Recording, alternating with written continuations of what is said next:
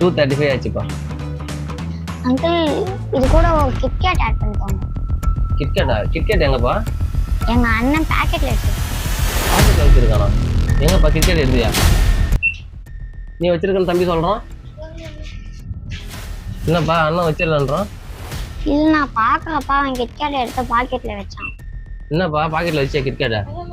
எங்க பாக்கெட் காமி.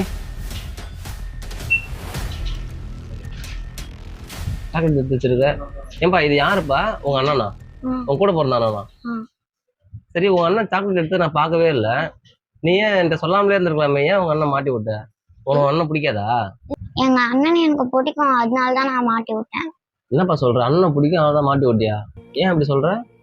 ஏன்னா எங்க அப்பா இந்த மாதிரிதான் தப்பு பண்ணிட்டு அடிக்கடி ஜெயிலுக்கு போயிடுவாங்க. அதனாலதான் எங்க அம்மா ஃபீஸ் கட்டுறதுக்கு கூட கஷ்டப்படுவாங்க. அது மட்டும் இல்லாம எங்க அண்ணன் இப்ப எடுத்துட்டான்னா இதை நான் யார்கிட்டையும் சொல்லலைன்னா இதே தப்ப வேற எங்கேயாவது திரும்ப செய்வான். அதனாலதான் இவன் கஷ்டப்படக்கூடாதுன்னு. உண்மையாக சொல்கிறேன்ப்பா, இவ்வளோ சின்ன வயசில் ரொம்ப நல்ல பையனாக இருக்க நீ.